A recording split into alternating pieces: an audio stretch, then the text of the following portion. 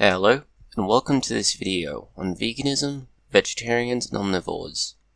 Recently, several other YouTubers have been posting about diets, misrepresenting some of the science, and making YouTube drama.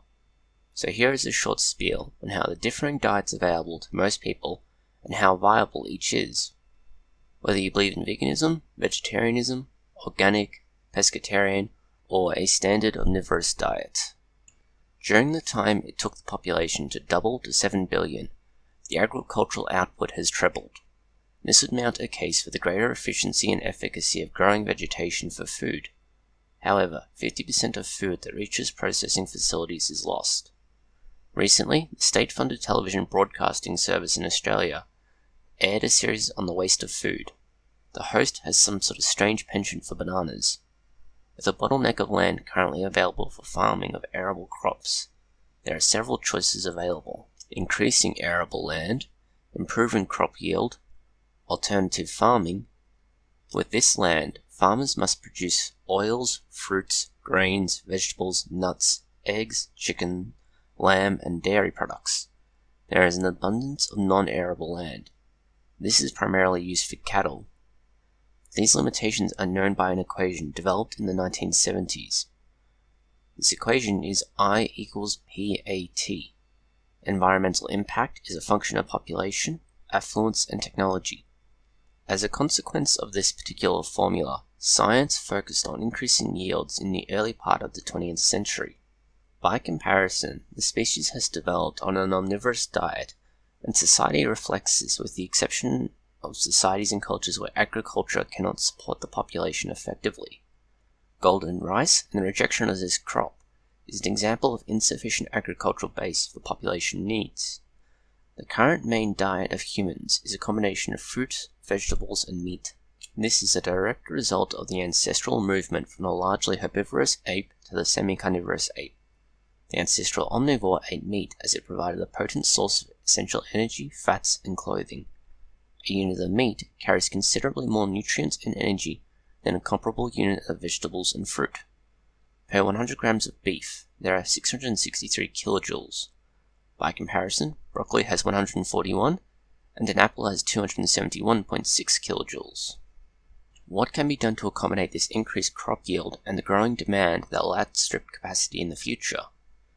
An increase to animal and cropping food would have a consequential impact on the environment via greenhouse gas emissions, food reallocation, and loss of biodiversity.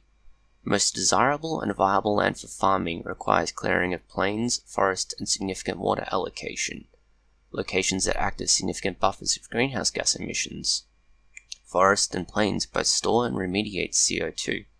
This, coupled with an increased use of land for biofuels, poses a viable natural disaster by removing filters and increasing emissions. To further complicate things, the type of land available varies significantly. The land is divided between arable land for crops and non-arable land. This is further divided between crops, grazing, and permanent pasture. Among the land considered suitable for cropping, there is a system of grading, grades 1 to 4, 1 being the best, whilst 4 is the most heavily restricted. These have an increasing level of restriction on how they can be farmed in order to maintain good soil conditions, which will prevent soil degradation, erosion, and salination. Each year, approximately 1/4, 20 to 30% of productive cropland is used as pasture and hay-growing areas in lieu of a perennial crop. This could currently fluctuate between a total utilization of 40% and 100% annually. This is in preference to clearing more land for use. Land clearing in a number of regions also leads to loss of native habitats for animals. The orangutan is an example of this. Palm oil is one of the highest yields per hectare available. It has one drawback. The locations for plantations are the same locations that orangutans occupy. Increasing cropland has a direct and adverse effect on the population and quality of life for orangutans. Of the two main dietary components, meat and vegetation, the former has the greatest impact on the environment and land requirements. Great, you might say. We should all become vegetarians or vegans and the problem is solved. Well, no. The evidence is clear that land use per unit of protein is generally lower than it is for plants. Second, that the quality of the land can vary widely for meat. Most meat is grown on forage and grazing land, unsuited for cropping of plants. This is known as non-arable land. To begin, the consumption of meat is associated with the per capita GDP of a country. The more money the country has, the more meat consumed. The Philippines have a low proportion of land dedicated to meat, dairy, and fat, whilst the US has an extremely high proportion. Therefore, decreasing the meat consumption may not free up agricultural land, which returns to the problem of clearances, the loss of greenhouse gas buffers, food reallocation, and loss of biodiversity. Researchers have begun to look into this. They first established 3 key variables: the food requirements of an individual, the land requirement to support that individual's diet, and what the capacity of the agricultural land is. They produced a variety of diets that will be discussed in the context of other research here. The first of these was a vegan diet. It involved just under 0.2 kilograms of grains, 2.8 cups of vegetables, 2 cups of fruit, 0.9 cups of soy milk in lieu of dairy, 0.64 kilograms of protein, 0.02 kilograms of added fats, roughly 4 teaspoons of sweeteners, and a variety of protein, fats, and carbohydrates daily. This had a requirement of 0.13 hectares a year per person. Next was a vegetarian diet with dairy involved. This again had approximately 0.2 kilograms of grains, 2.8 cups of vegetables, 2 cups of fruit, 4.5 cups of dairy, 0.16 kilograms of protein, 0.02 kilograms of added fats, 4 teaspoons of sweeteners, and a variety of protein, fats, and carbohydrates added daily.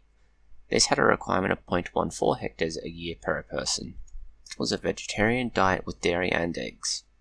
This had 0.2 kilograms of grains, 2.8 cups of vegetables, 2 cups of fruit, 4 cups of dairy, 0.16 kilograms of protein, and 0.2 kilograms of added fats, 4 teaspoons of sweetener, and an assortment of protein, fats, and carbohydrates daily.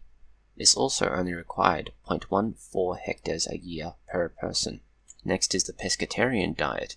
This involved approximately 0.2 kilograms of grains, 2.8 cups of vegetables, 2 cups of fruit, 2.9 cups of soy milk, 0.29 kilograms of protein, 0.02 kilograms of added fats, 4 teaspoons of sweeteners, and a variety of protein, fat, and carbohydrates on top of this daily.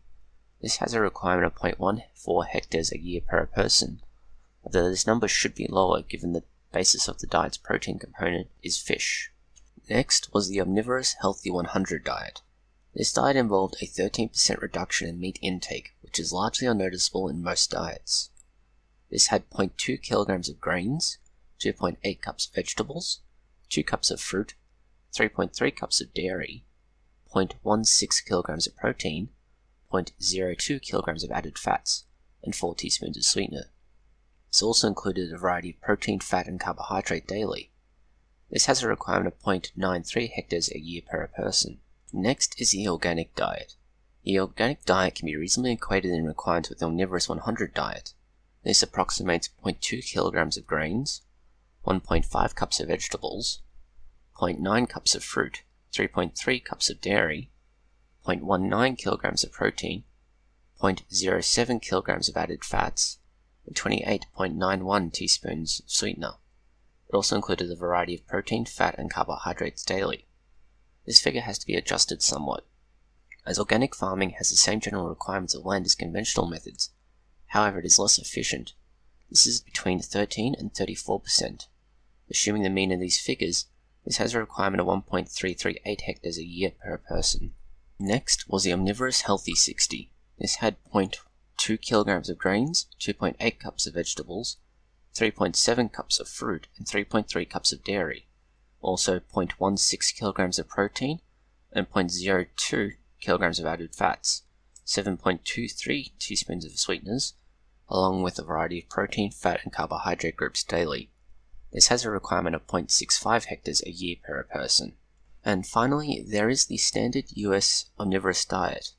This diet measured the average USA diet as 0.2 kilograms of grains, 1.5 cups of vegetables, 0.8 cups of fruit, 3.3 cups of dairy, 0.18 kilograms of protein, 0.07 kilograms of added fats, 28.91 teaspoons of sweeteners, along with protein, fat, and carbohydrate groups daily.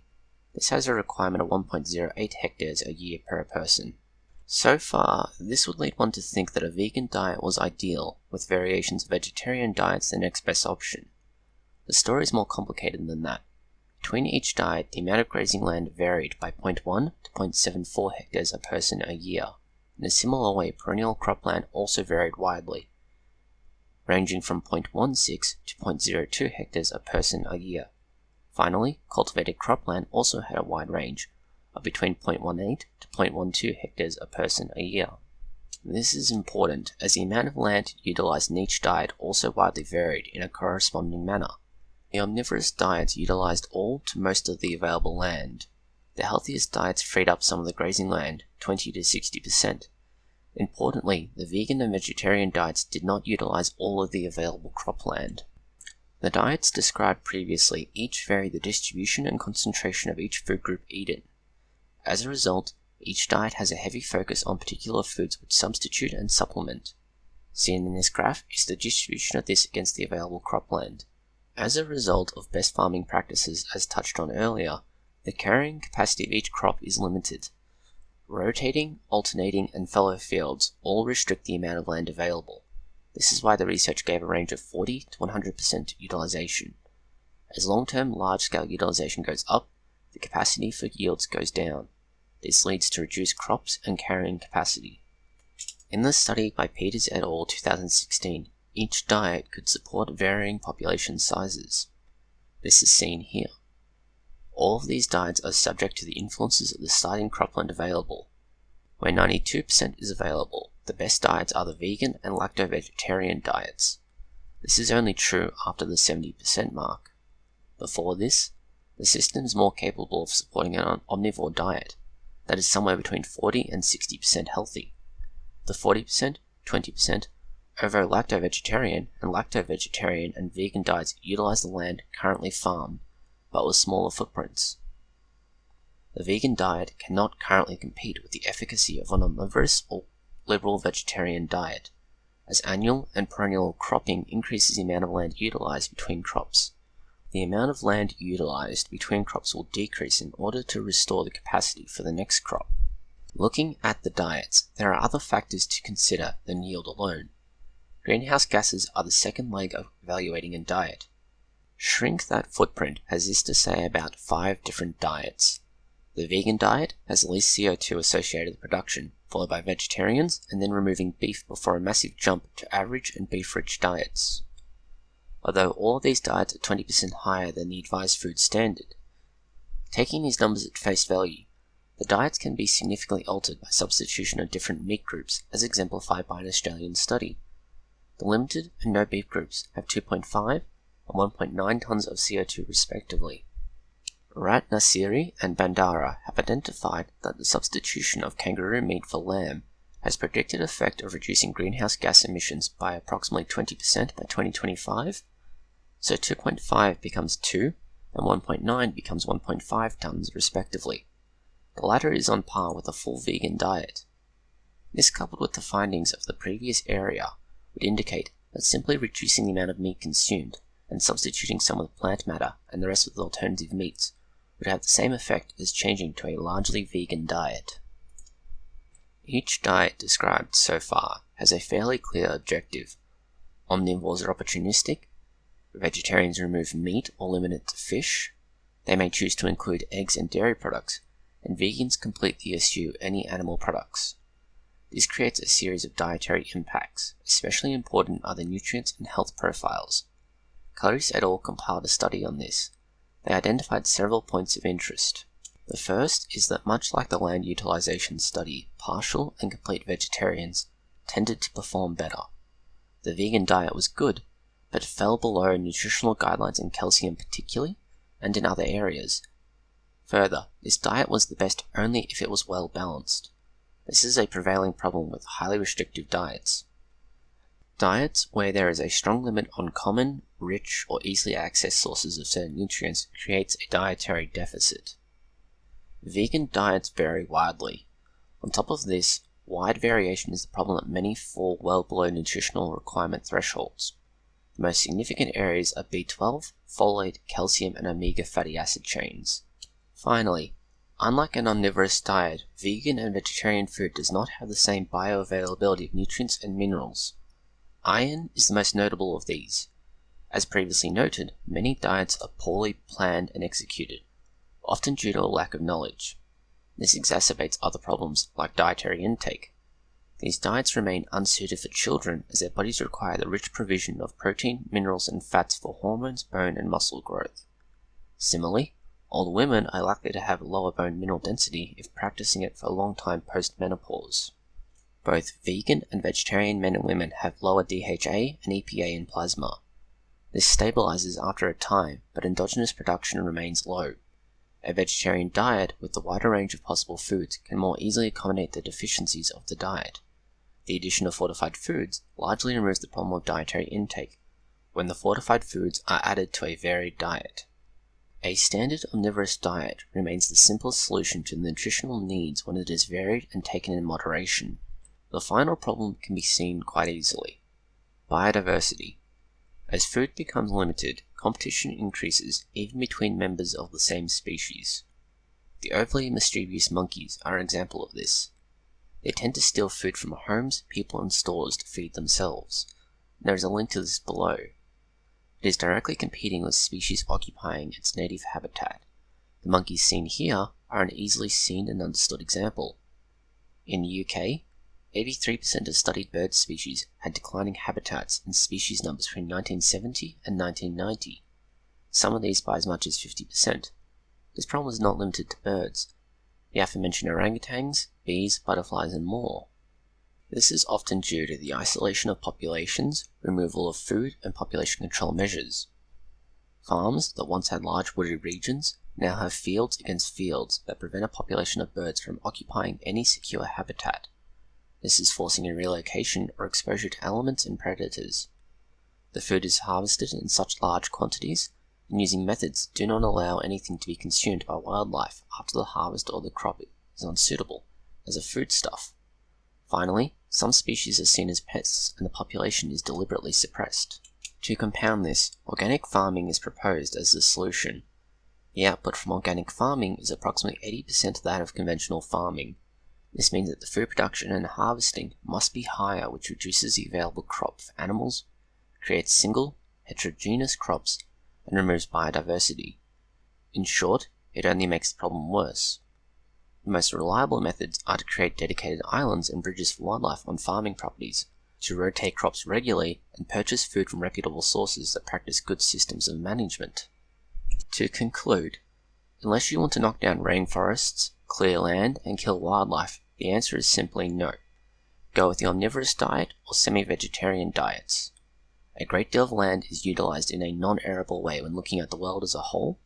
This means the carrying capacity of the world is not a scaled-up version of the USA, but rather is a more extreme version of the USA planning system, wherein arable land makes up a significantly greater proportion of the world's available resources, and cropping land is significantly lower. Thank you for watching this video. Please post any comments, questions, or suggestions you may have below.